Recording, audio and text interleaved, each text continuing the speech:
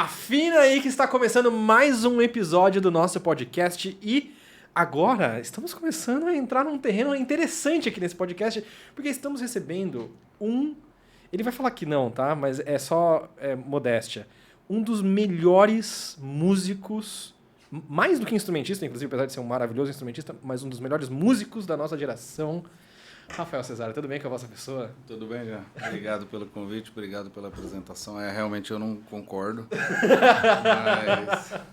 mas agradeço. Você não concorda, porém eu duvido que seja a primeira vez que você escuta algo do tipo. Eu tenho uma fila gigante de gente. Não, mas é sempre. Que maravilhoso. Para quem por um acaso não teve o prazer de lhe conhecer ainda, hoje quais são as suas atividades musicais? Eu sou violoncelista do Quarteto de Cordas da cidade de São Paulo. Essa é a minha principal atuação.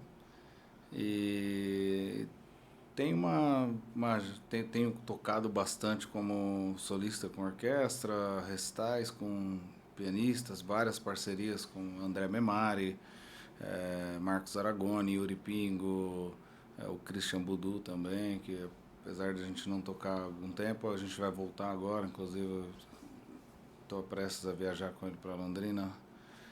E, enfim, são várias parcerias e concertos com orquestra, como eu falei, esse ano tem bastante. E é isso. E aula, assim, eu fui professor no Instituto Bacarelli, fui professor na EMESP, mas nesse momento não estou ligado a nenhuma instituição, por uma questão de agenda mesmo. Percebi que eu estava mais atrapalhando do que ajudando. E nesse momento, então, a sua vida tem sido mais a performance do que a docência? Exatamente. Eu tenho 2 alunos que vêm de um projeto da SEC, Sorocaba, que eles vêm na minha casa fazer aula, 2 alunos. É o único vínculo que eu tenho com alguma instituição no quesito educação. Cara, isso é muito doido, porque a gente até tem um outro episódio de podcast com Rafael Cesário, lá no Violino Didático, para quem quiser saber mais. Muito provavelmente aqui talvez fale coisas parecidas, mas vai ir para outros lugares. Mas do tanto de coisas dos músicos eruditos com quem eu converso, talvez seja o que mais faz coisas diferentes em lugares completamente diferentes. Eu acho que a riqueza da música assim, o que mais me fascina nessa profissão é essa liberdade que a gente tem de explorar de tudo, sabe? Acho que assim a música é um idioma sem fronteiras, assim, não existe muro. Então se você estiver aberto, você vai transitar por todos os ambientes. E eu tento desfrutar o máximo que eu posso disso. Então eu toco com orquestra, eu toco choro, eu toco todo tipo de música. Trabalho com trilha, com cinema, adoro. Então, depois da nossa conversa, eu acho que eu fiquei pensativo umas 2 semanas depois sobre isso. De verdade. Porque você fala com uma naturalidade tão grande e bonita sobre essa questão de música e de não ter barreiras, não ter fronteiras. Porém, na minha formação, talvez no meu início, ou a forma como eu iniciei, e como eu vejo os meus colegas também, não é como se não houvesse de fato barreiras. eu acho que existe, que na verdade não é que existe, eu acho que ao longo do último século aí, talvez um pouco mais, foi se criando um pouco essa coisa de música clássica, música de concerto, música popular, etc. Mas a gente sabe que lá no início nada disso era muito... não existia essa separação, a música era só a música. Então eu imagino que, para mim isso sempre foi natural, porque eu cresci tocando violão de 7 cordas, choro, eu adorava, eu toco vários instrumentos, assim, um pouquinho, né, na verdade, mas toco acordeon, toco violão, toco bandolim, violão de 7 cordas, e hoje eu tenho no meu estúdio, assim, quase todos esses instrumentos. E às vezes eu gravo todos, né? Na pandemia gravei músicas tocando no acordeon e no cello, violão, etc. Então eu acho que sempre foi muito natural para mim essa coisa de explorar, e quando eu comecei a tocar violoncelo, que eu entrei de verdade assim no mundo que a gente conhece da música de concerto, da cena, né? Digamos assim. Mas eu nunca tirei esse prazer que eu tenho de explorar e de desfrutar de todos os estilos. E você sentia algum tipo de estranheza em relação aos colegas? Ou você sentia que os colegas sentiam algum tipo de estranheza em relação a você? Olha, Sobre a relação com a música? eu acho que existe, sim, existe pessoas que ainda têm essa cabeça do muro. Ah, isso você tem que tocar igual músico popular. Eu falo, eu toco tudo, assim, igual músico popular, né? Tudo que eu toco é do mesmo jeito, assim, a mesma... Eu acho que... Claro que o artista, o Almeida Prado, falou para mim uma vez, numa conversa, assim, e eu acho o máximo, ele falava assim, o artista é como um cristal. Então, se você coloca suco de laranja, você vai enxergar a laranja. Se você coloca morango, você vai enxergar essa cor. E o mesmo se aplica a um ator que hoje é vilão, amanhã é mocinho, e ele consegue interpretar o que a arte precisa. Então eu fiquei com aquilo na cabeça, assim, de não interferir diretamente. Então, mergulhar no estilo, na atmosfera que eu tenho que mergulhar naquele determinado momento. Isso às vezes muda várias vezes ao longo do dia, né? Isso não é uma coisa assim de fase. Então, eu acho que, voltando, eu acho sim que existem pessoas que ainda têm essa mentalidade, mas assim, honestamente, assim, sem nenhum tipo de demagogia, são coisas que para mim são completamente irrelevantes e indiscutíveis, assim, eu não quero nem essa conversa, assim. Uhum. Ah, mas você já ouvi isso, né? Conversas que o Rafa ele é bom, mas toca igual músico popular. Eu fico feliz quando, sinceramente, é um elogio. Toca parecendo que tá gostando. Eu não sei se, na verdade, eu fico pensando, será que ela tentou me elogiar? Ou será que tentou falar mal? Mas eu não sei o que foi, eu peguei como um elogio, assim, eu fiquei feliz, sabe? Ou então, às vezes, eu escuto assim, seu Beethoven não é como um alemão tocando Beethoven. Eu falo, que bom, nasci em Santana de Parnaíba. Não tem como ser. Se eu quiser ver não vou tocar. Se eu quiser ver um alemão tocando, eu vou lá e entro no Spotify e acho um tocando, sabe? Eu acho que não adianta a gente vai para Paris esse ano com o quarteto e vamos tocar quarteto Debussy, mas que ousadia. Mas a gente não está indo lá para tocar igual os franceses. Tudo que eu faço é uma leitura de um brasileiro sobre uma determinada coisa. Então, acho que quem ouve tem que estar aberto a essa mistura, né? Porque é como quando você vê uma pessoa falando, a sua língua, ainda que com dificuldade, com palavras com sotaque, com coisas assim. Mas é legal você ver a pessoa, ela está tentando aprender minha língua, ela está falando, ela está se comunicando, ela está me trazendo coisas, né, Eu acho que todo mundo deveria ficar feliz, assim, sabe, com esse intercâmbio de ideias, né? Como é mas os gringos tocam Vila Lobos de um jeito... Cara, eles são de lá, eles têm outra, sabe? Mas a gente nunca vai tocar Beethoven como eles, ainda bem. Alguém faz isso diferente. E quando acontece... Isso é uma coisa que eu vejo, e me incomoda um pouco, não sei você, mas de músicos brasileiros tocando música brasileira como europeus tocariam música brasileira. Isso sim, eu acho que é o nosso... Essa normalmente é a turma que separa as duas ideias. Normalmente é a turma que gosta do muro, que tem essa mania, né? Eu acho que as nossas influências, os nossos compositores, especialmente Vila Lobos, todos esses que a gente mais gosta, a gente tem contato direto com a fonte deles, né? Da onde eles pegaram aquela informação, sabe, aquela cultura, a modinha, sei lá, a cantiga, o baião, o frevo, sabe, toda aquela atmosfera das músicas do interior, das músicas dos grandes centros, do samba, do forró, de tanta coisa, porque isso tudo, no fundo, é resultado também de outro grande encontro, que foram, enfim, a nossa história do Brasil.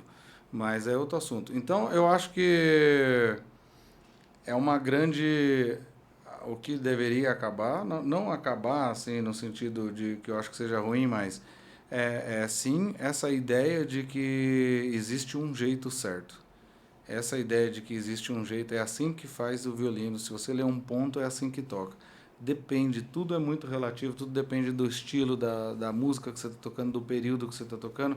Eu acho que é muito mais rico, você tem que aprender tocar o curto, tocar o longo, tocar o détaché, tocar o spiccato, mas tendo em consciência de que isso tudo vai ser, né, no momento da hora de tomar uma decisão, vai ser apenas ferramentas. Qual que eu vou usar agora e para quê? E não, mas é assim que toca isso, tem que estar no tempo, tem que estar assim. Cara, a música não... Se está escrito um traço, é assim. E na verdade tudo muito relativo. Tudo é muito relativo. Assim, acho que a arte, essa subjetividade, e às vezes, na verdade, você vai pegar uma música brasileira para tocar. E o que é tocar música brasileira, né? Tipo assim, por que sendo que o ritmo tá ali, o instrumento tá aqui, o outro sabe tocar também, qual é a dificuldade? É porque não tá exatamente nessa precisão do gesto, não sei o quê. Está no movimento cultural daquilo. Então, se você não se ficar imerso naquela cultura, naqueles hábitos, naqueles dogmas, sabe? Você quer aprender a tocar frevo, se você não for lá no meio, lá em Recife, se você não ficar no meio daquilo ouvindo, sabe? Quando você quer aprender uma língua, você tem que ficar ouvindo, tentando aquilo, absorver aquilo ao máximo. Uhum. Então, eu acho que é isso. Eu acho que falta se as pessoas entrassem de verdade na cultura antes de fazer, elas absorveriam muito mais. Entrar na cultura é ótimo, se você puder ir lá é ótimo. Mas no caso, às vezes, é imergir no conteúdo que tem disponível na... Não, isso. Quando eu digo ir lá na sim. fonte, não necessariamente, se você tem acesso, beleza, mas se não, de qualquer forma, é a história, né, de pessoas que vão aprender a dança para poder tocar danças, estilos, assim, e tudo isso eu acho que é muito rico e é o máximo que a gente pode aproveitar do fazer musical. E falando nisso, tem vários artistas que levam isso, quando podem, claro, né, ao pé da letra, né? A galera que vai fazer, por exemplo, tese sobre rabeca e vai lá pro interior de não sei onde, Mas eu acho que é os isso. mestres. Por exemplo, quando um ator vai fazer um papel, sei lá, ele vai fazer um papel de narcotraficante.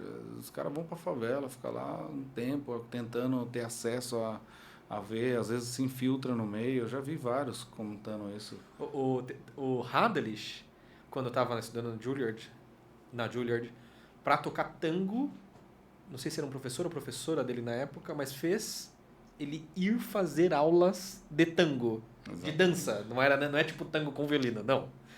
É isso. Vai dançar tango. É isso. É isso, eu acho que é tocar música brasileira como os brasileiros, é vir aqui, ouvir, conhecer, entender os instrumentos, as nossas origens, os nossos ritmos, as nossas danças, né? A gente falou então talvez de uma certa estranheza de outros para com como você enxerga a música e da sua parte para com os outros, quando você começou a reparar que a galera pensa a música de um determinado jeito, talvez mais quadrado ou mais restrito. Não, eu respeito, eu acho que eu tenho, e no fundo a gente acaba se cercando das nossas bolhas, isso para tudo, você sabe, né? Isso politicamente, isso de todas as formas. E assim, eu posso dizer para você que, cara, assim, quem pensa muito diferente de você, dificilmente permanece por muito tempo do seu lado. Então, assim, as minhas relações com músicas são todas com artistas que normalmente pensam dessa forma, pensam música de forma aberta. Por exemplo, meu disco com o André Memari tem Bach, tem Cuitelinho, tem André de Sapato Novo, Apanhei de Cavaquinho, Sonata de Vivaldi, Schubert e Schumann.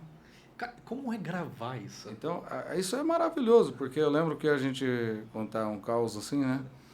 A gente foi gravar o Schubert, Noites e Sonhos, né? Not um Traum.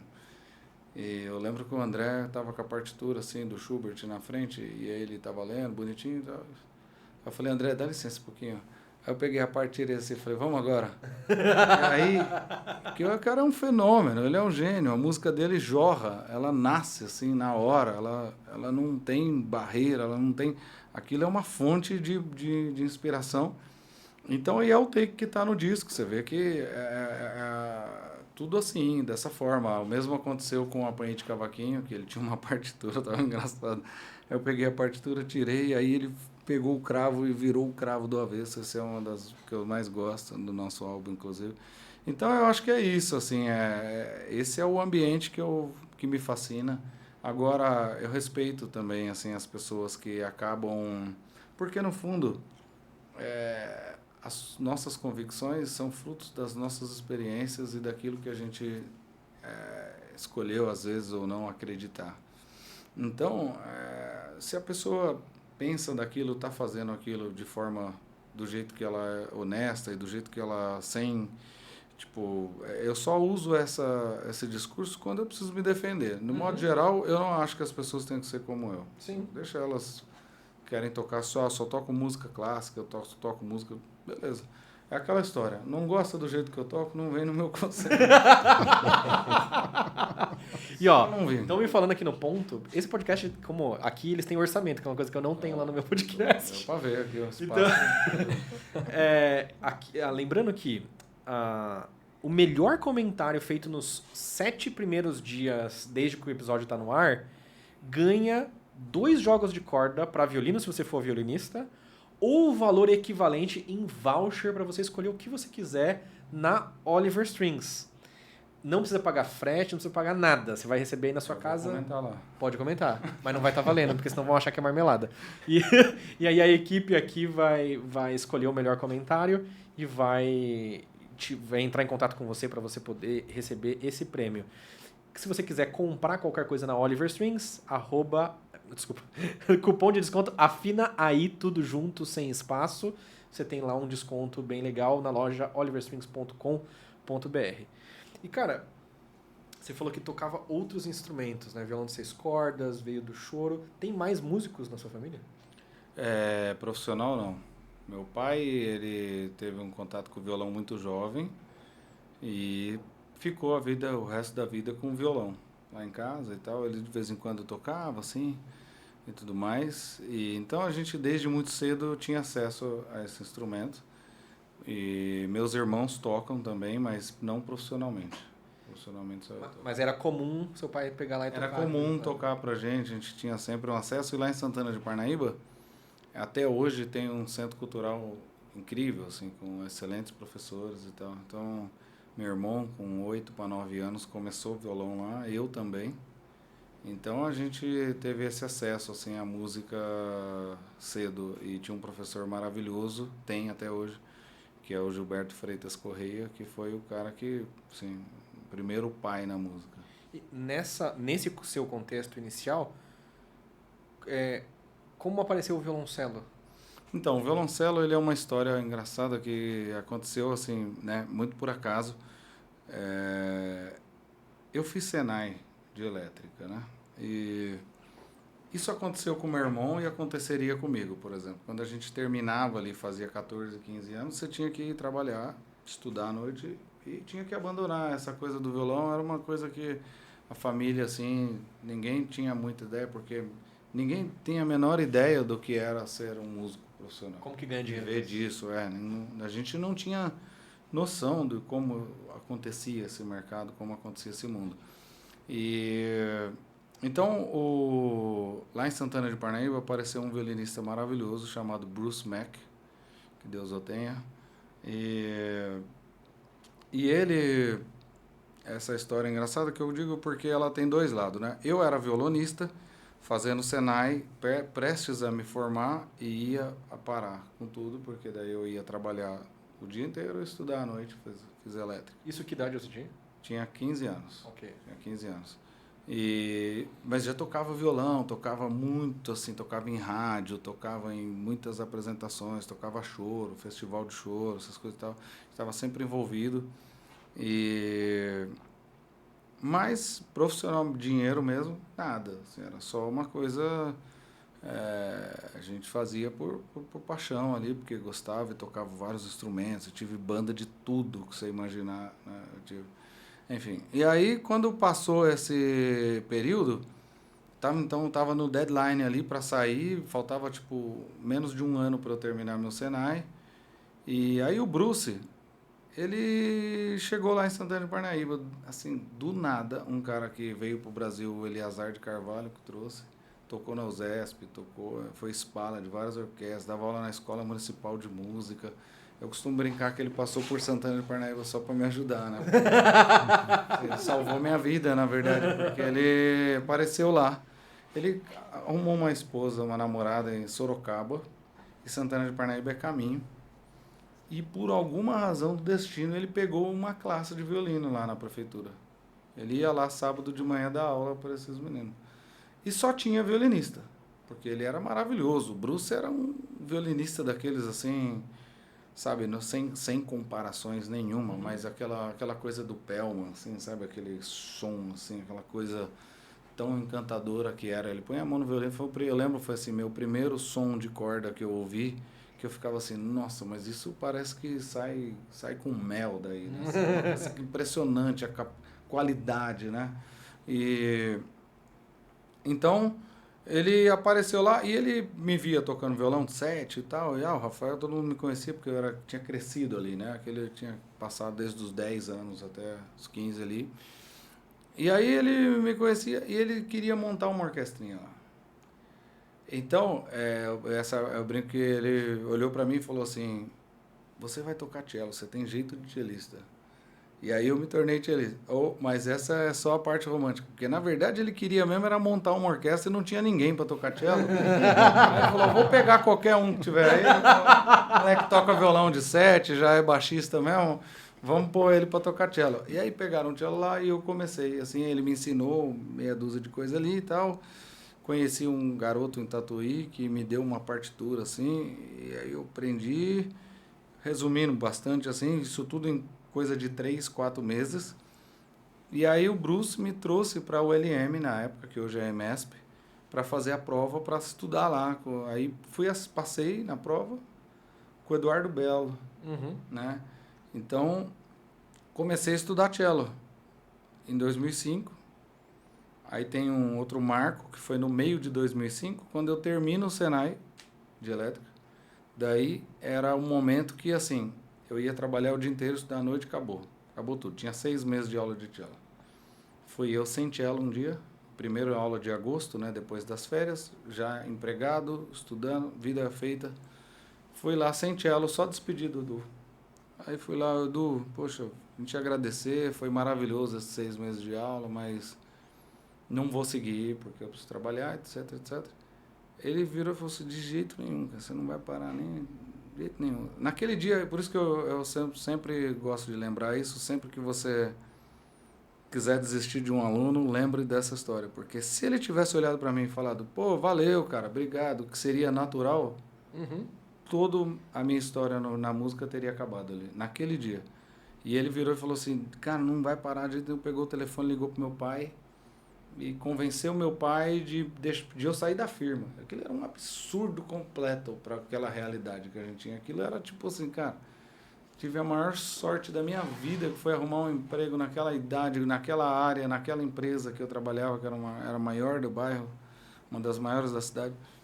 E, enfim, foi uma loucura. E meu pai, inteligente, que é uma das pessoas mais inteligentes que eu conheço, é meu pai, ele virou e falou assim, tá bom, é isso que você quer? Pode sair, eu te levo para trabalhar comigo. Só que era coisa pesada, era metalúrgica. Você trabalha comigo, você pode sair para fazer suas aulas. E aí eu fui trabalhar com meu pai, fiquei mais um período. No ano seguinte eu já estava na Orquestra Jovem do Estado. E daí, dali em diante, minha vida mudou completamente. Isso foi em 2005. Em 2008 eu fiz cachê na USESP pela primeira vez. Caraca. Então minha vida já era música total. Em 3 anos eu já era 100% inserido no mercado. Já fazia cachê na USP, fiz a USESP pela primeira vez. Em 2009, 2010 entrei na minha primeira orquestra profissional. Foi o Teatro São Pedro, como membro, né? Então, esse ano fazem 20 anos de violoncelo. Faz 20 anos que eu toco cello. Fez agora em março. 20 anos de cello e já conquistou tudo que tem para conquistar de cello aqui no Brasil. Não, tem muita coisa. O que você quer fazer ainda que não fez? Olha, cara, eu sou muito, assim, eu brinco que eu adoraria fazer uma coisa assim que às vezes, eu sou apaixonado por empreendedorismo, assim, já tentei me inserir várias vezes, mas eu digo que eu sou condenado, porque eu não consigo viver sem a música, assim, sem música, sabe? E por mais que eu acho que eu tô numa fase, assim, já há algum tempo, que é assim, eu, de uma forma quase egoísta, eu, eu, eu faço mais pela minha necessidade do que por qualquer coisa. Então, assim, isso me ajuda muito, porque me tira muita cobrança, porque, assim, eu faço porque eu preciso. Se eu não precisasse, eu não estava fazendo, sabe? Quando Com você... certeza, porque é de domingo a domingo, às vezes é domingo à noite, às vezes é sábado à tarde, eu tô Quarta-feira ali. depois do ensaio. E aí você tá ali naquela, sabe, naquela adrenalina, assim, de tocar, de estudar, eu tenho que estudar, eu vou tocar o Don Quixote, depois vou tocar o Rococó, o Dvorak de novo, e concerto, e essa coisa, assim, e aí eu falo assim, mas eu não tô esperando nada, isso é a vida que eu quero estar vivendo. Você disse que tem vontade de empreender em alguma coisa específica? Eu já tive vários projetos, assim, desde fibra ótica, já Interessante. tive várias coisas. Hoje eu estou estimulando a minha esposa, que montou uma empresa, né, de alimentos congelados, marmitas, coisas Como assim. que é o nome? Chama Paella, Tem arroba? Cozinha Criativa. Cozinha Arroba Criativa. Paella Cozinha Criativa. Paella, P-A-E-L. Paella Cozinha Criativa. É um projeto incrível, assim, que elas estão, assim, com tudo orgânico, tudo de forma, tudo, tipo, todo o tempero que é usado é da horta da minha casa, por exemplo. Cara, Toda coisa assim. Eu não sei por quanto tempo isso vai sustentar, porque graças a Deus, assim, a coisa começou muito bem, assim, então eu incentivo bastante. É um trabalho que está sendo feito com muito amor, assim, eu vejo de perto ali, as embalagens tudo selada, tudo coisa, não tem nada que entra oxigênio, porque às vezes o alimento congelado ele entra oxigênio, ele isso virar água, porque o oxigênio é água, e então quando você descongela, às vezes está meio queimado, não tá. Ali é tudo selado, é tudo. você falou de fibra ótica. De onde veio fibra ótica? Fibra ótica, então, foi uma época assim que a gente. Você sabe como funcionam os provedores de internet? Por exemplo, porque tem a TIM, a Vivo, a Claro, não sei o quê, nos grandes centros. Mas se você for ali para um pouquinho mais para dentro da Zona Leste, você vai pegar. Agora eu não sei como tá, porque isso já depois da pandemia, a pandemia ela fez a internet realmente Chegar romper mais todas longe. as fronteiras. Mas, por exemplo, dá um exemplo, lá em Santana de Parnaíba, na casa da minha mãe, até um ano atrás não existia fibra ótica. Era um bairro sem fibra ótica.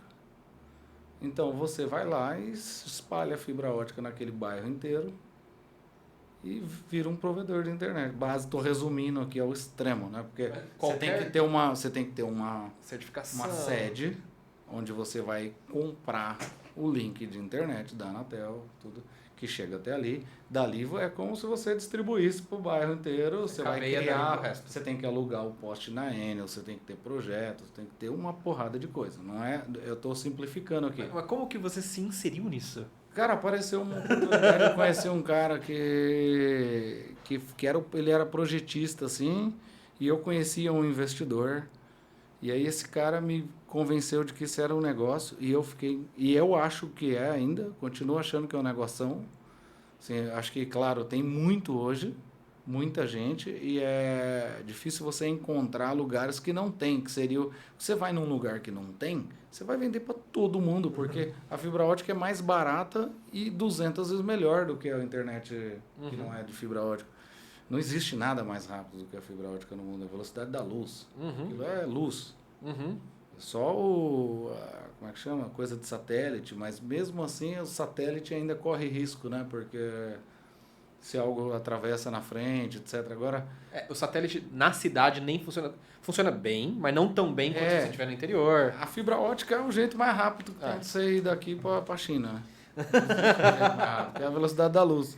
E com que outras coisas você empreendeu? E daí, então, só para terminar a história, eu tinha um investidor e tudo mais, chegamos a quase as vias de fato, mas aí por alguma questão não deu certo, não me lembro exatamente, enfim, isso acabou indo para outro lado.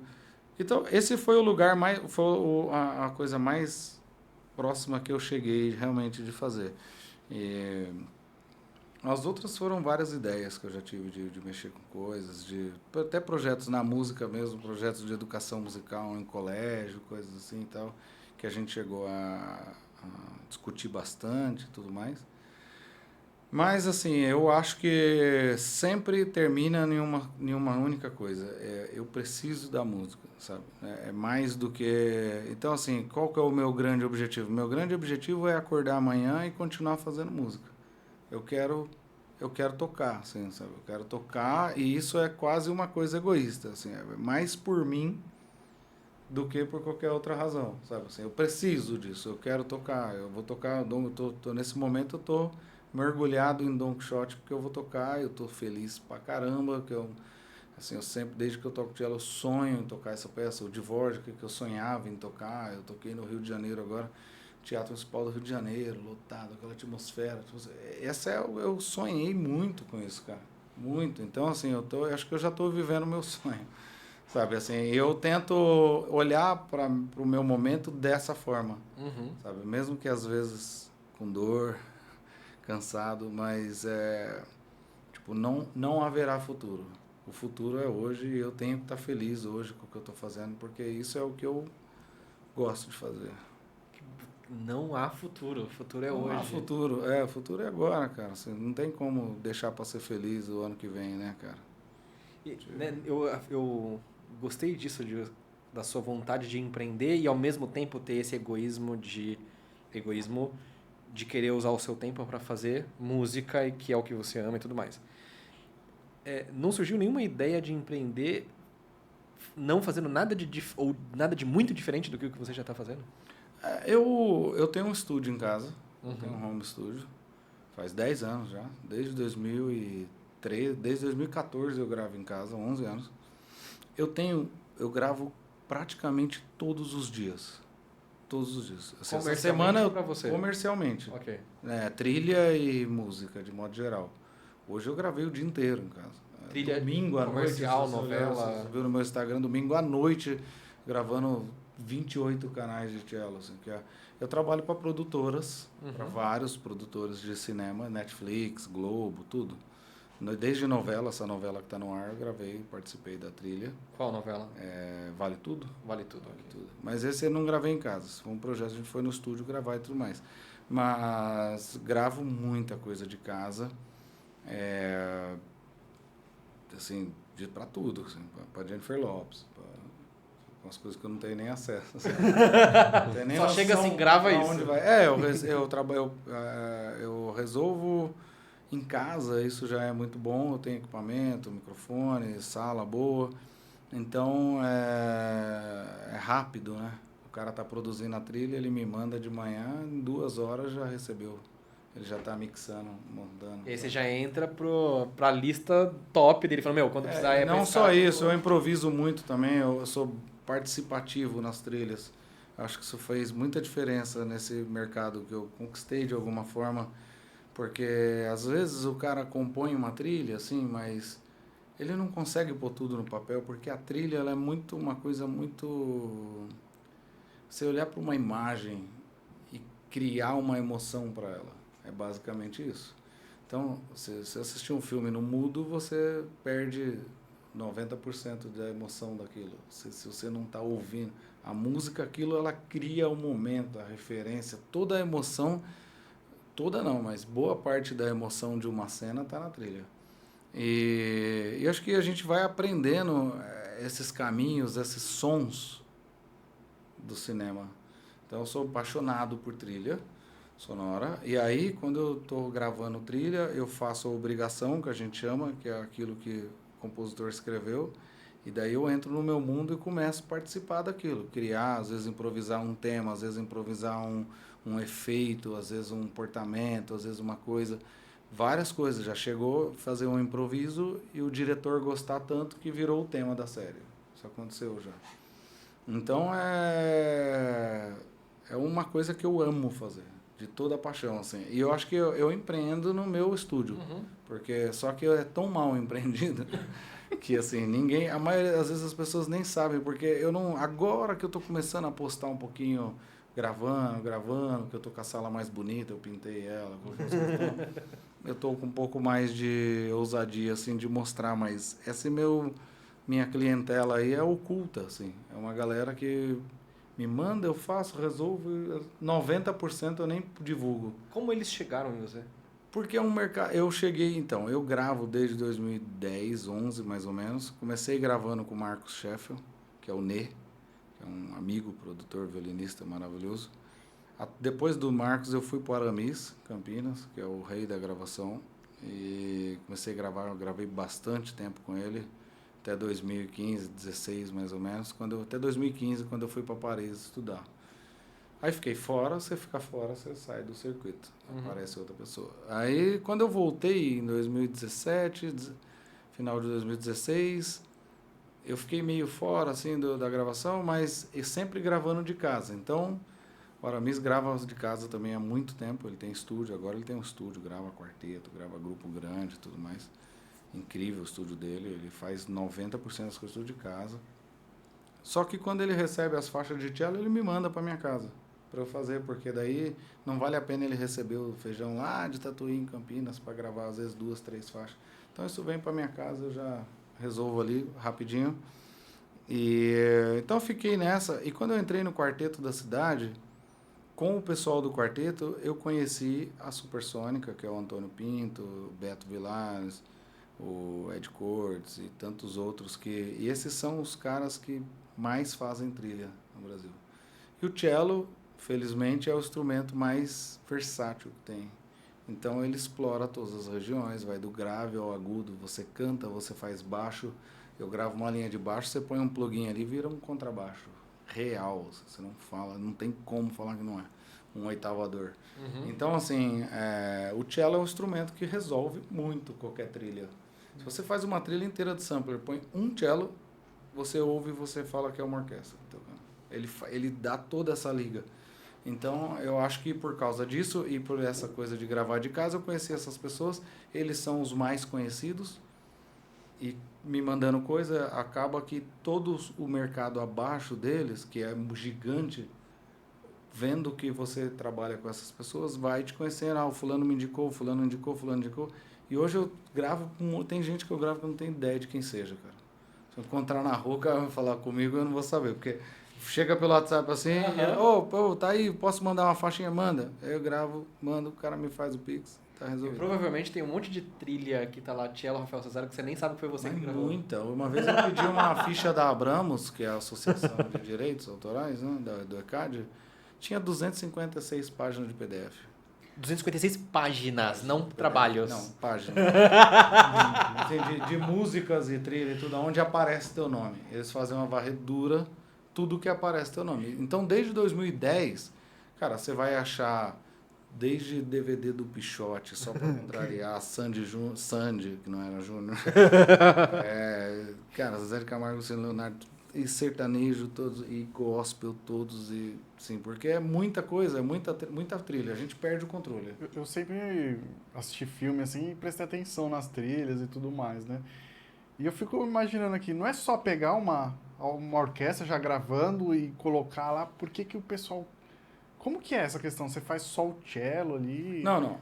A trilha, ela às vezes é só cordas, às vezes é tudo mais, mas normalmente ela tem muitos elementos, assim, artificiais, eletrônicos, muito sample, muita atmosfera, muita coisa. Então, um compositor, quando ele vai compor uma trilha, por exemplo, você pega uma cena, sei lá, uma cena de romance, ou uma cena marcante. Tem uma série, um documentário da Globoplay que chama Fim, do Globoplay, que eu gravei a trilha. A primeira cena, assim, é o Fábio Assunção, né, o personagem e tudo mais. E aí, enfim, é uma cena meio erótica, porque ele tá morrendo, só que ele tá fantasiando a enfermeira, não sei o quê. Então tem que ter uma coisa, ao mesmo tempo não pode ter muito. Aí você fala, pô, é meio um bolerão, assim, como é que vai, como é que não vai. Daí o cara senta e começa a compor ali, grava um piano, daqui a pouco Ah, então agora vamos pôr uns cellos. Aí vem com uma orquestra de cellos, eu gravo 30 canais de cello, aquilo vira uma... Ele manda pra você, tipo, O filme... um MIDI, um sampler de mais ou menos o que ele quer? Não, então, Ou a parte o diretor sim. Tá. O diretor do filme sempre tem uma referência. Quando o cara idealiza a cena, ele já tem uma referência na Aí cabeça. ele, tipo, te manda... Às vezes o cara escrito manda, por exemplo... aquilo Não, lá. às vezes ele manda o áudio mesmo. Tipo assim, Quinta de Beethoven, sei lá, qualquer exemplo. Eu tô E aí dando. você faz um O episódio cara manda assim, ó, inteiro. eu quero uma trilha desse estilo aqui. Tarararam, essa é mais ou menos isso que eu quero. E Aí ele a gente fala faz isso assim, pro ó. começo e você... Aí a gente vai faz... dando vida. Tararirã. É aquela coisa, copia, mas não faz igual. Não, brincadeira. Brincadeira. Não, eu acho que acontece de tudo. Às vezes o cara fica tão preso na referência... Que ele quer A gente referência. passou por isso. Eu fiz com o Gabriel Ferreira, que é um amigo meu, produtor, a Fadinha, a menina do skate, quando ela ganhou as Olimpíadas, em prata nas Olimpíadas. A gente fez uma trilha de um documentário da Nike, de uma publicidade da Nike, que era a música da Fadinha da Disney. A música era essa. Só que a Nike não queria pagar, obviamente, $1 milhão para Usar a música da... a Disney. Aí eles tinham essa referência da música da Fadinha. E a gente virou do avesso, fez várias ideias, Maria, várias ideias de tentar. E o filme lindo lá, e a gente tentando, e aí um sugere uma coisa, outro sugere outra, e vai. Não teve jeito, o cara ficou tanto na ref que ele foi lá e pagou $1 milhão. E a gente gravou a trilha. Se você procurar no YouTube a publicidade da Fadinha, você vai ver que é uma orquestra tocando. Daí o Gabriel orquestrou aquilo, eu ajudei ele de alguma forma ali, cuidei da regimentação dos músicos, montamos a orquestra e tudo mais. Gravamos, ficou lindo, aquilo tem... a Nike... E aí gravou ao vivo a orquestra. Gravamos orquestra mesmo. Então tudo depende. Né? Nesse caso, precisava de uma orquestra de verdade, com mais de 20 músicos e tal. Agora tem trilha que aí um cello dobra aquilo 40 vezes, aquilo fica gigante, fica incrível. E muito soma com o instrumento virtual, às vezes toma... o leque maior que você pode abrir é o da trilha. Tem várias trilhas que a gente escuta e parece que é uma orquestra sinfônica, épica. E é quase tudo sample. Então, Quase não tem instrumento de verdade. Assim, especialmente os eletrônicos, assim, enfim, que fica muito claro, mas às vezes tem uma coisa dessa, por exemplo, eu gravo 20 cellos, mas vai junto o sampler. Então isso torna aquilo realmente gigante, né? Mas é uma técnica do cinema, eu acho que faz parte, assim, do trabalho, né? Não é... E no seu estúdio você também já está gravando grupos? Eu tenho possibilidade de gravar até um quarteto de cordas. Mas a minha clientela, assim, quando esses caras precisam de quarteto, eles mandam para a mesa ou quer que vai no estúdio e tudo mais. Eu já gravei, mas o que eu faço mesmo diariamente é a gravação de cello. Diariamente, assim. Hoje eu gravei 2 músicas gospel e uma trilha gigante. Amanhã de manhã tem outra. E eu faço isso assim. E vai chegando, tipo, pilhas. Vai chegando e eu vou encaixando, assim. Para quando você precisa? Para hoje. Então, peraí. O microfone fica montado. Eu não mexo nele.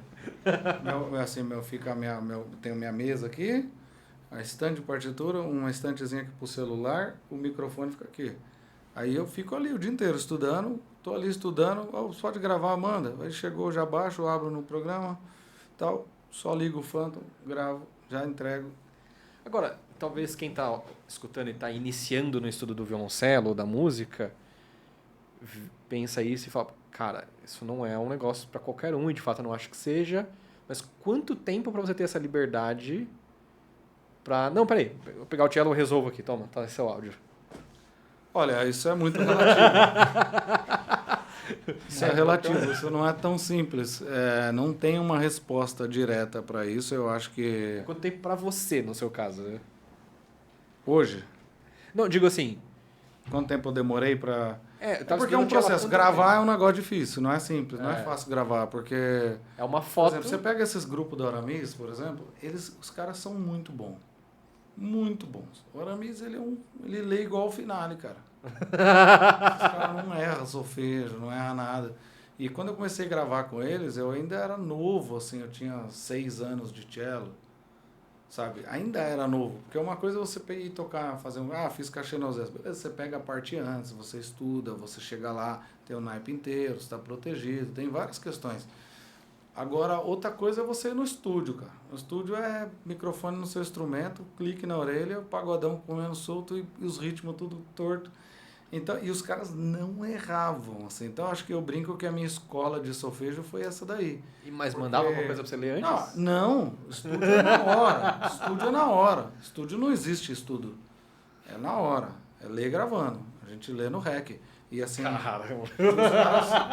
Os caras não erram, cara. Os caras são impressionantes, assim. Então, eu ficava tão nervoso, não nervoso, assim, não é nesse sentido, mas era tanta concentração que eu saía esgotado das gravações, porque você não quer ser o cara que vai estragar o take, né? Porque se um erra, tem que parar e todo mundo gravar de novo, né? Então, assim, a gente claro, erra, todo mundo é humano, mas essa margem é muito pequena para esses caras. Então, essa foi a minha escola de solfejo, eu acho, porque daí, com o passar do tempo, assim, depois de 5 anos gravando, que é muita coisa, gente. É que não dá para traduzir, assim, o tanto de coisa que é. Tipo, é muita faixa. É uma coisa que é igual ler português, assim, igual pegar uma revista e ler, sabe? Você tem que ler desse jeito, nesse nível de fluência. Então, isso foi uma escola. E aí você vai estudando cello, você vai melhorando tecnicamente e vai melhorando essa rapidez de leitura, de resolver os problemas. Às vezes você enxerga uma figura, você já sabe que aquela figura às vezes tem que diminuir, às vezes tem que aumentar, às vezes o jeito de tocar, porque você já passou por uma coisa parecida com aquilo, os andamentos, a leitura e tal. Então isso foi passando, isso vai acontecendo. Então eu acho que é um processo, assim, cada pessoa tem o seu tempo. Uhum. Eles tiveram o tempo deles para chegar nisso, eles gravam junto há muito tempo. Pra você ter uma ideia, a galera principal que grava com a Aramis, quando eu comecei já era essa galera. Que é o Daniel Pires, o Denis Feijão, o Aramis, o irmão dele, o Robson, o Guilherme, o Nê. Quando eu comecei a gravar em 2011, eles já gravavam com a Aramis há não sei quanto tempo. E eles continuam até hoje lá. Então, assim, eles são realmente os melhores, assim. Mas uma coisa importante que você falou que eu acho que é legal pra quem tá ouvindo, que talvez a galera tá ouvindo e falando, pô, eu não me sinto pronto pra fazer esse tipo de coisa. Mas quando você iniciou, também não se sentia pronto. Ninguém, todo mundo tem que começar, sabe? E eu acho que também não é toda a gravação que é esse clima, essa pressão. Que na verdade não é uma pressão, as pessoas são super agradáveis, são super amigos. A pressão é com você mesmo, assim. Eu não quero ser o cara que vai parar esse take, entendeu? Acontece, mas quando acontece eu fico me cobrando com aquilo. E obviamente que chega uma hora que isso começa a ficar mais natural. Hoje, quando eu continuo gravando com eles, não com a mesma frequência, mas quando a gente está lá, eu já vou bem mais relaxado, eu já sei muito mais. E hoje é aquela coisa, né? Hoje também, se eu errar, vai pegar muito menos mal do que naquela época. Hoje eu tenho mais liberdade até para errar, né? Você fala assim, pô, ninguém vai... Porque naquela época, você fala, vou começar a errar, os caras param de me chamar, né? Era a minha grana maior que eu ganhava. E você comentou mais cedo, acabei deixando passar batido, né? Tá gravando lá com o Memar, ele tava olhando com a partitura e você tirar a partitura. Eu sei que pra muita gente isso é quase, especialmente quem é mais iniciante, é quase mas como assim? A música não tá lá. É que o caso do André é um caso à parte também. Né? Uhum. O André Memari, para quem não conhece, é um dos maiores artistas que tem nesse país. Assim. Não só compositor, ele é um fenômeno. Né? O cara tem um trio de jazz que roda os Estados Unidos, a Europa. Ele compõe uma ópera que estreia em São Paulo. O cara toca, é um virtuose do piano. toca todos os instrumentos? Ele produz todos os instrumentos, ele toca todos, ele tem um estúdio que é um dos melhores que existe. Ele é engenheiro de som, ele é tudo, André. O Rodrigo Hilbert. O cara é um fenômeno, né? Então, assim, eu digo isso para dizer que ele é o ponto fora d'água. Não é que todo mundo tem que sair tocando de ouvido e tal.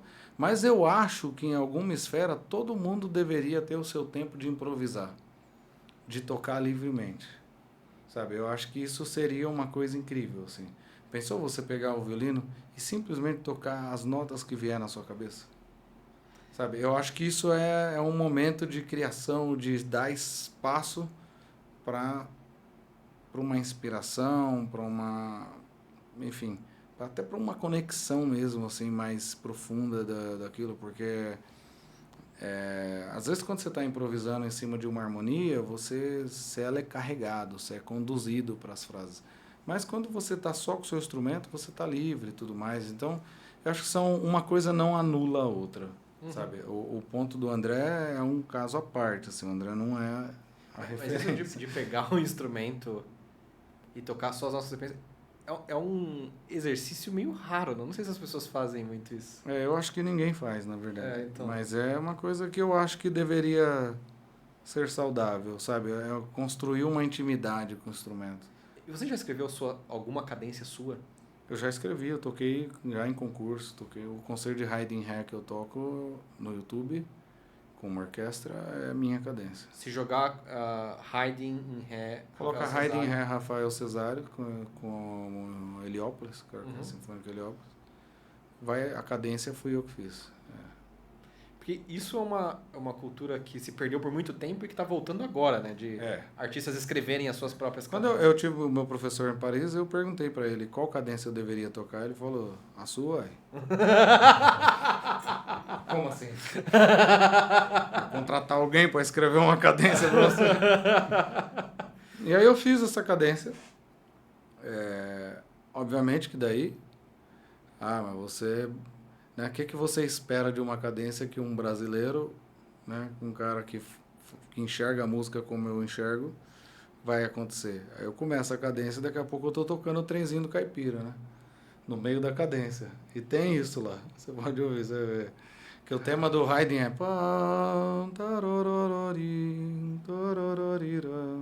E eu faço...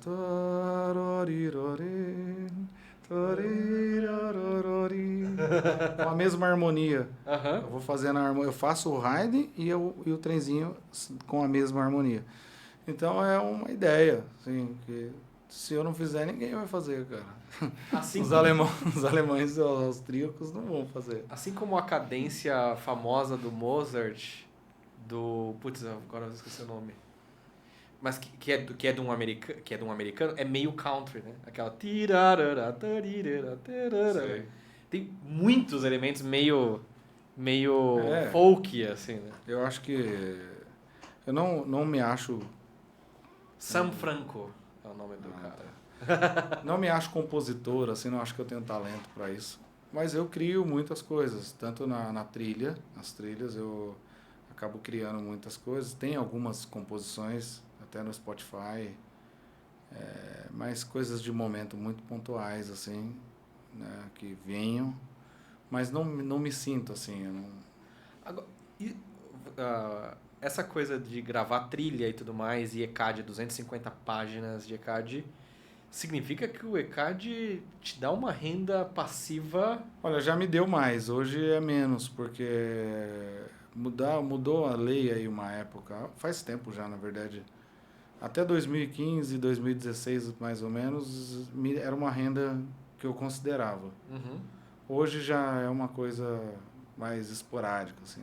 De vez em quando você emplaca alguma coisa muito boa, por exemplo, novela. Novela, aí é considerável, mas... Ainda mais essas novelas que ficam reprisando muito e vai para outro país e não sei o quê. Quando é coisa assim, aí é legal, mas não é mais o que era. Hoje não deixa de ser uma renda, obviamente, mas já foi melhor.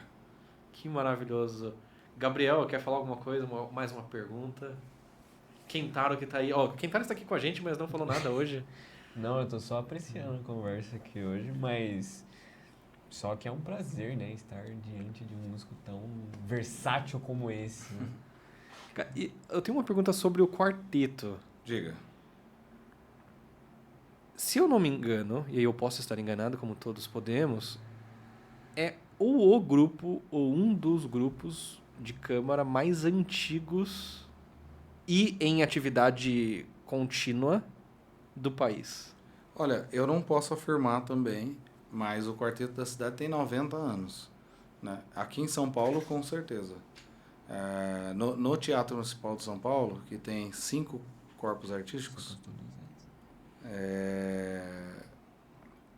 quarteto de cordas, o balé, coral paulistano, coro lírico e orquestra sinfônica municipal. Uhum. O quarteto é o mais antigo.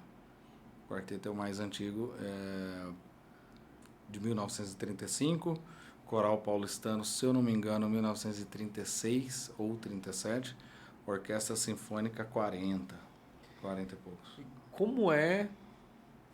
Graças a tudo isso ao Mário de Andrade, obviamente. Você sente de alguma forma o peso ou algum tipo de responsabilidade grande sobre... Olha, eu acho que nós temos a responsabilidade.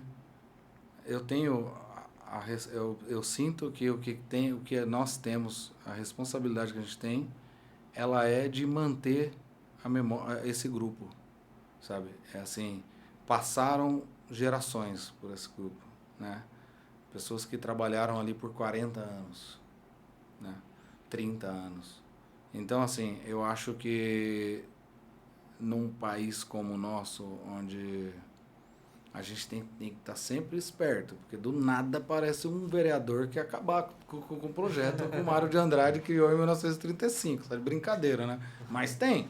Do nada aparece uma secretária de cultura que quer acabar com a fundação, que quer isso, que quer aquilo. Então, acho que nós... Um corpo artístico que é mais velho que a avó dela. Às vezes uma gestão ou outra que do nada interrompe um trabalho desse, que é a joia da cidade, que o Mário de Andrade... Você vê o projeto dele quando ele era diretor de cultura, assim, é um projeto maravilhoso, um cara que tinha uma cabeça, né? Enfim, Mário de Andrade, dispensa a apresentação. Então, eu acho que a pressão que eu sinto é assim... Enquanto eu estiver aqui, eu luto com todas as minhas forças, porque esse grupo precisa continuar quando eu sair. Eu tenho a obrigação de, o dia que eu sair do quarteto, se vai demorar 1, 2, 50 anos, eu não sei. Mas o dia que eu sair, o grupo tem que estar lá. Eu faço parte, somos todos resistência, né? Na música de concerto, na cultura, de modo geral, aqui no Brasil. Então, a Filarmônica de Minas, que tem que brigar pela sala... Relaxa, dá 1 mês, dá 2 meses, a gente tem que assinar uma petição, a gente tem que assinar um pedido público para não acabarem com alguma coisa. Acabou com a orquestra aqui, o outro está querendo fechar ali, o outro quer pegar a sala para vender Bitcoin, o outro quer não sei. Os caras querem tudo, menos. Então, eu acho que a minha maior responsabilidade é assim: enquanto eu estiver aqui, eu vou lutar para que esse grupo continue fornecendo ao cidadão paulistano e não só, a música de câmara, a música de concerto. Isso é um grupo que toca o repertório, que é o único grupo que toca, sabe? Essa fusão, o Quarteto da Cidade faz essa nossa série esse ano, é de 90 anos, então isso sim eu posso afirmar que eu acho que não existe no Brasil um grupo que possa tocar uma série de 9 concertos só com obras dedicadas. O Quarteto é a nossa série de assinaturas da cena, só obra dedicada. Desde Vila Lobos ao Drago, Cleberson Buzo, que a gente acabou de tocar, colegas que dedicaram obras para a gente nos últimos anos.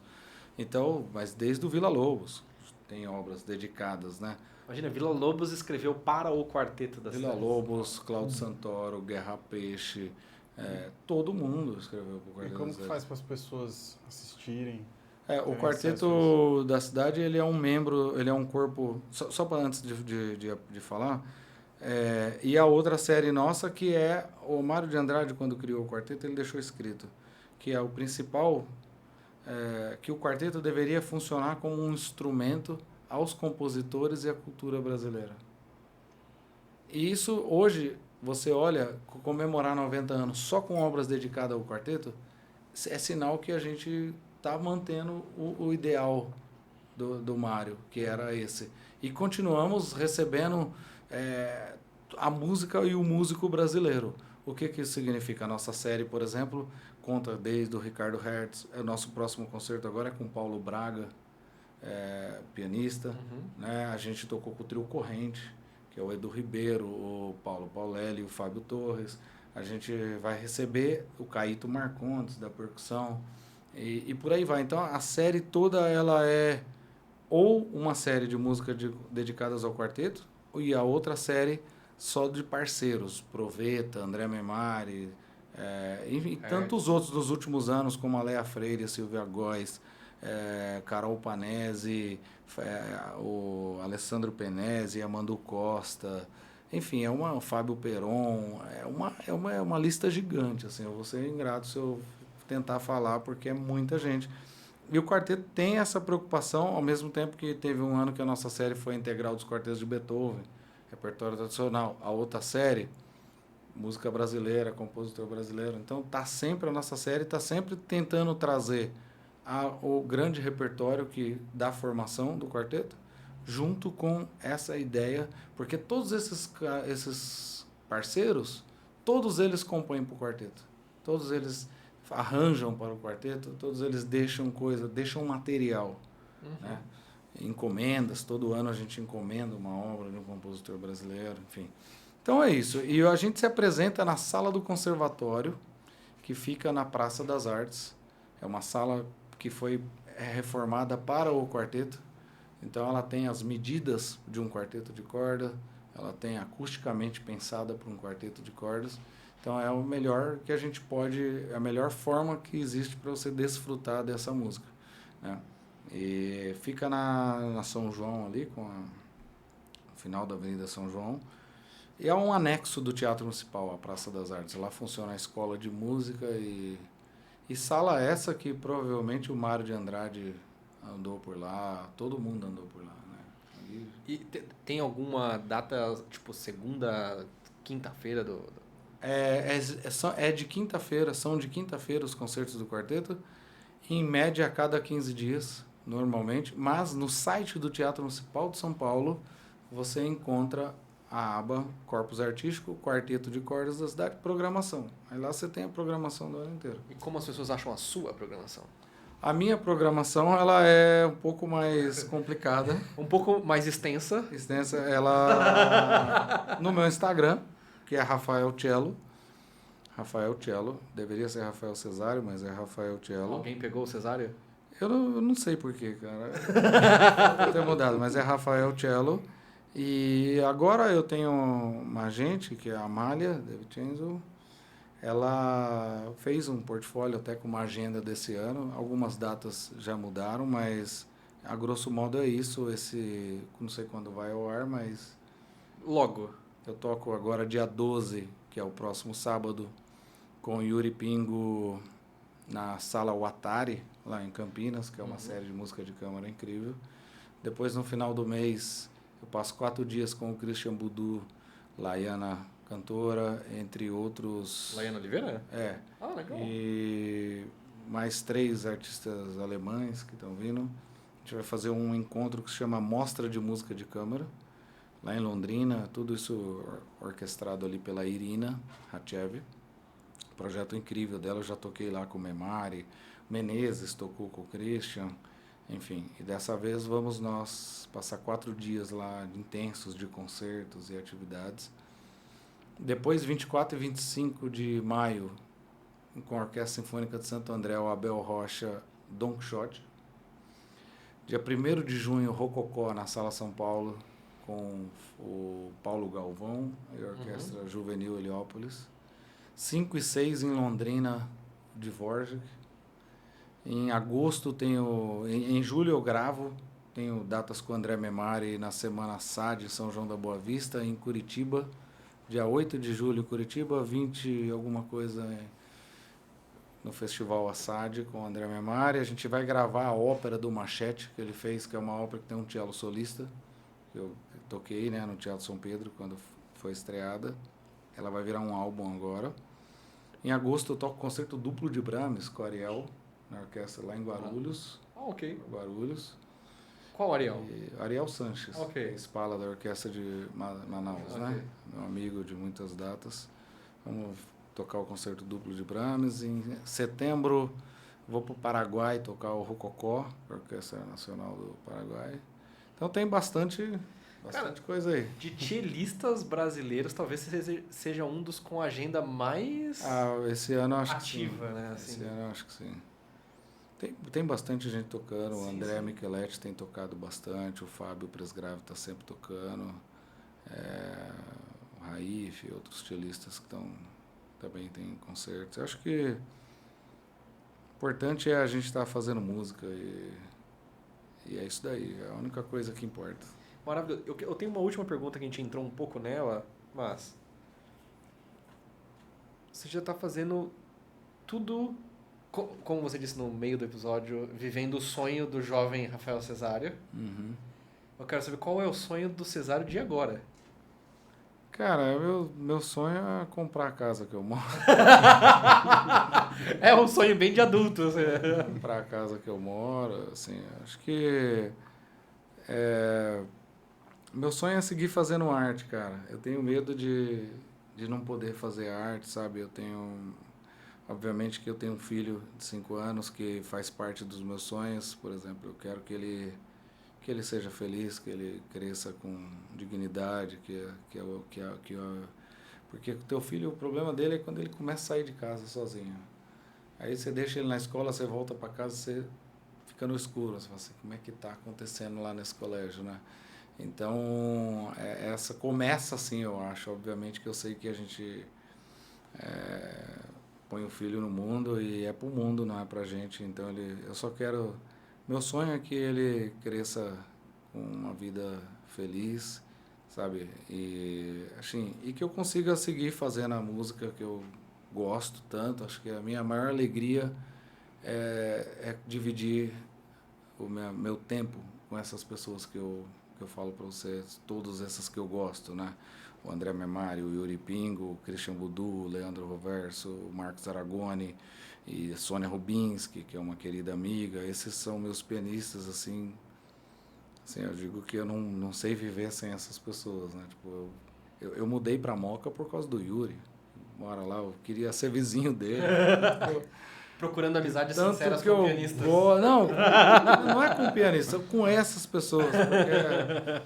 E o Rafa, que é meu sonho que ele toque piano, né? Ele está estudando com a Olga Kopilova, que é maravilhosa, né? A Olga, enfim, dispensa apresentações. E é uma super artista. E assim, a parte... Agora que eu estou conhecendo ela como professora, minha admiração triplicou, assim, porque é impressionante o trabalho que ela, a capacidade que ela tem de ler a criança, de ler é impressionante, assim, é uma coisa que eu nunca vi na vida, assim. Muito boa, maravilhosa.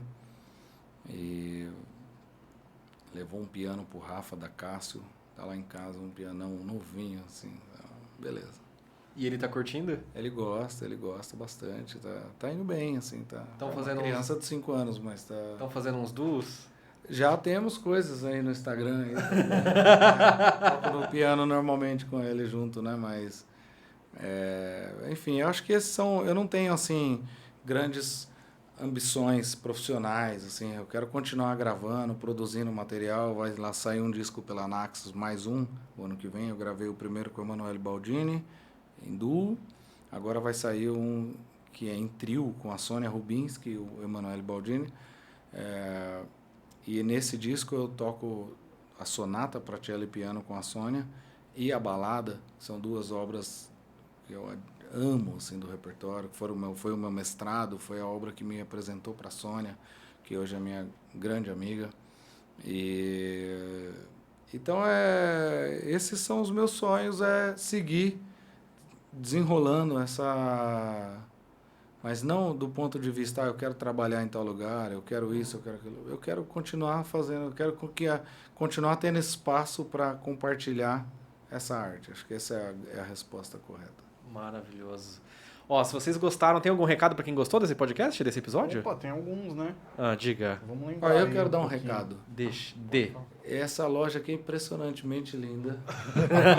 Vocês têm que vir aqui conhecer. Como é que chama? Oliver Strings. Oliver Strings. É um espaço fascinante, assim, realmente incrível. Vocês tinham que fazer um videozinho Mostrando a loja, Você- né?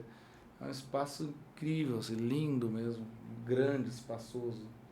Tem de tudo ali, ó, todos os instrumentos de cordas, por enquanto. Friccionadas. Eu espero que continue assim. Temos recado dos patrocinadores? Recados para patrocinadores, temos o sorteio. Melhor comentário, deixa o seu comentário aí embaixo. A equipe vai escolher um comentário para ganhar 2 jogos de cordas para violino. Ou se você toca outro instrumento, o valor equivalente em voucher para você trocar no que você quiser. Se inscreva no canal. Se inscreva no canal. Aqui embaixo tem um botão escrito inscreva-se. Se inscreva. Se você não e se a pessoa não gostou, Kentaro, o que a pessoa faz? Dá um dislike e comenta do mesmo jeito. Reclama. Liga no saque aqui da Oliver. Só não reclama comigo, pelo amor de Deus. O importante é participar. Siga Rafael Cesário nas redes sociais, Rafael Cello. Para todos os cellistas aí. Compartilhe. E a gente tem aquela meta, se chegar a 10 mil 10 inscritos, mil inscritos, vamos sortear um violino. sortear um violino. Putz, mas e quem toca outro instrumento? Pois A é. gente pode dar em voucher. Você vai falar isso num Aqui é assim. Ou o equivalente em voucher pra você trocar no que você quero quiser. ver dar um jogo de corda pra cello. Pior, Jogo de verso, um solo. a esse que eu gente quero. cometeu esse erro nos primeiros episódios. Porque nos primeiros episódios a gente fala que é 2 jogos de corda Fala o quê? pro melhor comentário. Não fala se é pra violino, se é pra viola, se é pra você. Aí eu falei, mas se for pra contrabaixo, fecha tudo, né? Acabou a verba. Acabou a verba do podcast. Vai voltar só no ano que vem. E você sabe que eu sou endorse da Thomas Chick, né? Não sabia. Eu trabalho faz 5, 6 anos. 5 anos e meio já. Nossa, 5, 6 anos você não precisa comprar corda. Assim, você vai conseguir comprar sua casa bem rápido. Tem um filho. Plano de saúde não vai deixar eu ter uma casa nunca. Cara, sem endorse da Thomas Chick. Ô, Thomas Chick, nota nós aí, né?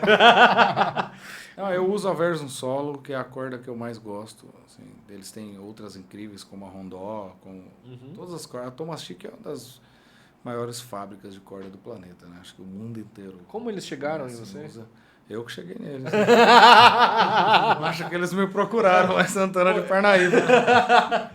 Há 6 anos. Não, é assim, eu com a cara e a coragem, eu entrei no Facebook do filho da dona e mandei uma mensagem para ele me oferecendo para representá-los no Brasil, uma vez que no Brasil não tinha nenhum cellista. E vendi, mandei vídeos meus tocando, que eu atuava como solista, com orquestra, às vezes, que eu dava aula num projeto social bem grande, que é o Instituto Bacarelli. E vendi meu peixe ali, falei que gostaria da parceria, que eu admirava as cordas e tal. E aí rolou várias conversas a partir daí, né? Eles procuraram referência, teve um pianista amigo meu brasileiro que, por sorte, estava em Cremona, na mesma época que encontrou eles e tinha acabado de tocar comigo. E teve essa troca ali, conheço, etc e tal, acho que isso contribuiu também. E a partir dali a gente desenvolveu essa parceria. Você vê que a maioria dos meus vídeos eu coloco lá a logo da Thomas Chick.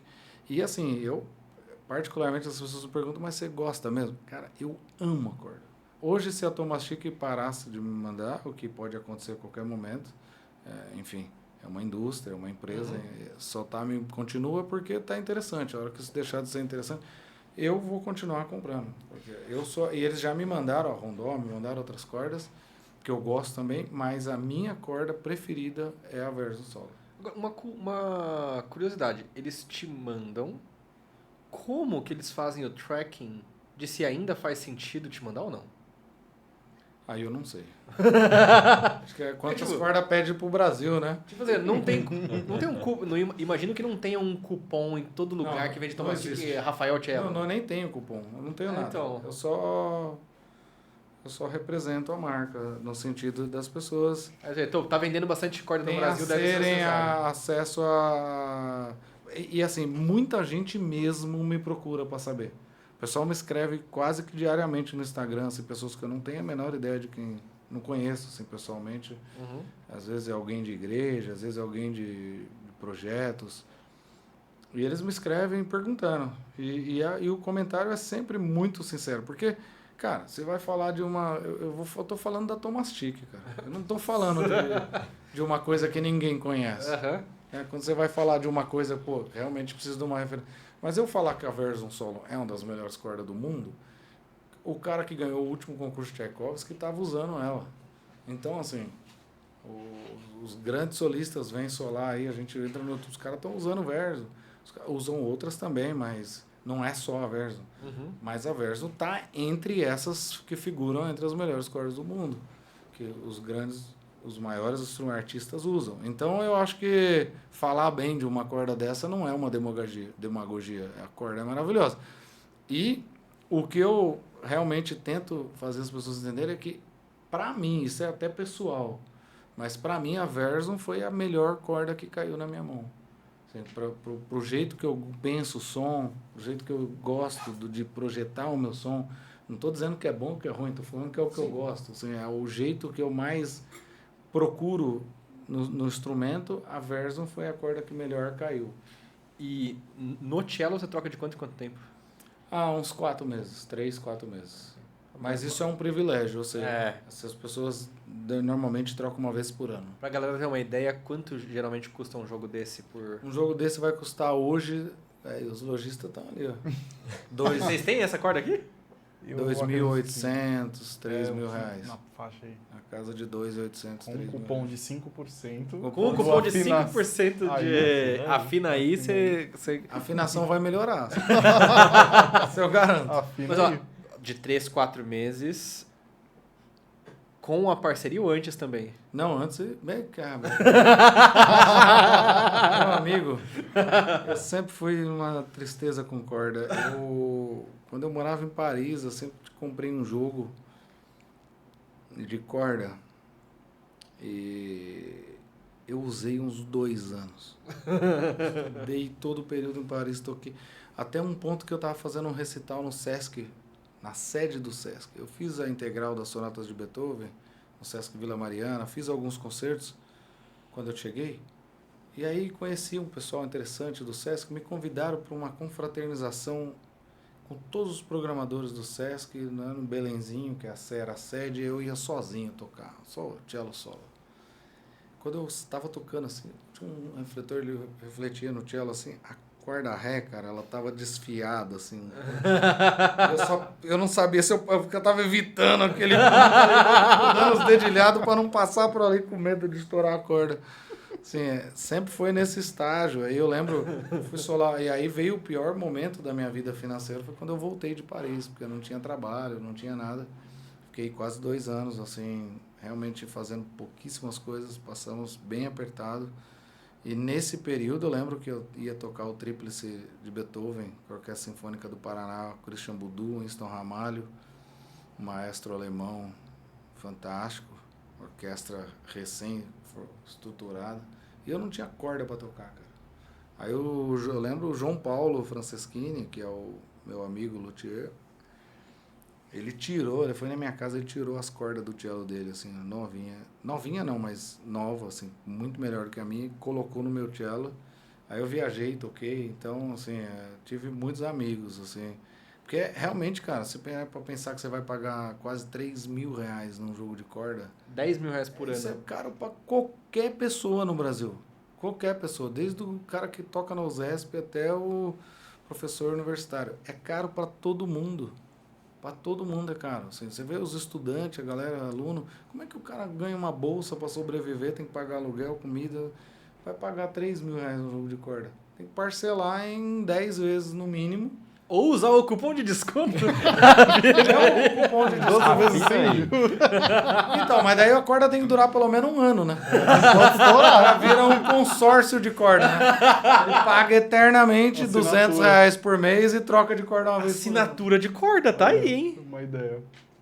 Não, mas aí vai ter safado que vai estourar de propósito a corda pra trocar. Não, mas daí tem que ter uma carência mínima. Né? É uma coisa para Você negociar. só pode trocar de Já faz 3 uma em 3 meses. assinatura e já vai a cada 3 meses a pessoa recebe um Então, jogo mas novo. eu sou a favor da corda. É bom trocar de corda, é gostoso. Você pegar uma corda nova, ela tem uma qualidade diferente. E quando eu entrei no quarteto, eu já, daí bem empregado, eu já tinha comigo que a minha corda, pelo menos uma vez por ano, eu ia trocar sem conversa, assim. Eu tinha que ter essa condição. Mas aí, graças a Deus, apareceu essa parceria incrível, que eu adoro realmente, assim, tenho bastante carinho pela marca, por tudo, pelo tratamento que eles me dão lá, especialmente pela corda Verso Solo, que é a minha preferida. Maravilhoso. Então, se você é cello, use o Verso Solo e use o cupom Rafael Cello no site da Thomastic. Não existe. Olha a intenção. Se você gostou, deixa o seu joinha. Se não gostou, dislike. Comenta para concorrer aí, ó, cupons. Um abração e até mais. Tchau. Valeu.